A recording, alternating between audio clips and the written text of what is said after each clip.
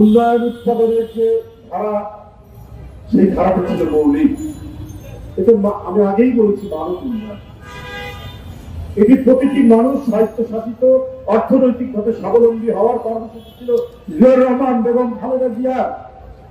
পদ্মা সেতু দেখিয়ে, উড়াল সেতু দেখিয়ে, ফ্লাইওভার দেখিয়ে কোটি কোটি টাকা বিদেশে পাচার করার রাষ্ট্রনীতি ছিল না জিয়াউর রহমানের দেশনেত্রী বেগম খালেদা জিয়া। আজকে সালাম, আজকে নানা আলম, আজকে নানা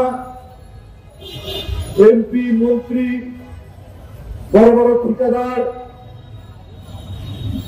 অধিকাংশই ছিল দুর্বৃত্ত। কারণ এইগুলোর উন্নয়নের টাকা, যে উন্নয়নের তথাকথিত উন্নয়নের কথা তারা বলেন, মেগা প্রজেক্টের টাকা তারা বিদেশে পাচার করেছে, লক্ষ কোটি টাকা পাচার করেছে। এটা আমার কথা না। এখন পুলিশে গ্রেফতার হয়ে সালমান এফ রহমানরা বলছেন, আনিসুল হক সাহেবরা বলছেন যে কত টাকা কে পাচার করেছে।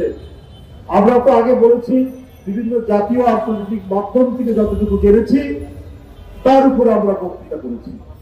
কারণ ইন্ডিভিজুয়াল মানুষকে স্বাবলম্বী না করে যারা ফ্লাইওভার করে তারা ডিক্টেটর। পৃথিবীর দেশে দেশে এটি দেখা গেছে। ওরা স্কুল বানায় না, ওরা হাসপাতাল বানায় না, ওরা জনগণের যে সোশ্যাল নেটওয়ার্ক সেইটা তারা বৃদ্ধি করে না। তারা ফ্লাইওভার করতে হয় টাকা পাচারের জন্য, তাদের সেতু বানাতে হয়, মেগা প্রজেক্ট করতে হয় টাকা পাচারের জন্য। এত সুখ, জয় সাহেব থাকেন এক দেশে, সাবেক প্রধানমন্ত্রীর ভাগ্না ভাগ্নিরা থাকেন আরেক দেশে। কি করেন তারা? এখনো কি বলতে পারেন জয় কি চাকরি করেন, কি ব্যবসা করেন? তার নাকি মার্কিন যুক্তরাষ্ট্রে অনেক দামি বাড়ি ছিল, এখন কোথায় আছেন আমি জানি না।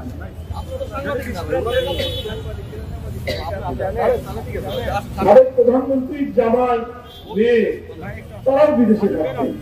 কিন্তু কোন কোম্পানিতে চাকরি করতেন, কোন প্রতিষ্ঠানে তারা কাজ করতেন, এইটা কি কোনদিন জনগণকে জানিয়েছিলেন? এটা কোনদিন জনগণকে জানাননি। তার মানে এই টাকা যে পাচার হয়ে, এটা তো আর কর্পূরের মতো উড়ে যেত না, হাওয়াই মিঠাইয়ের মতো একেবারে হাতে ধরে চুপসে যেত না। এই টাকাটা কোথাও না কোথাও যেত। তৎকালীন ক্ষমতাসীনদের বাইরে নিরাপদে সুখী জীবন নিশ্চিত করার জন্যই এই টাকা ফ্লাইট করেছে। আর যারা এই সরকারের অংশভাগ করেছেন, এই সরকারের সমস্ত দুর্বৃত্ত করা, তারা সুখী থেকে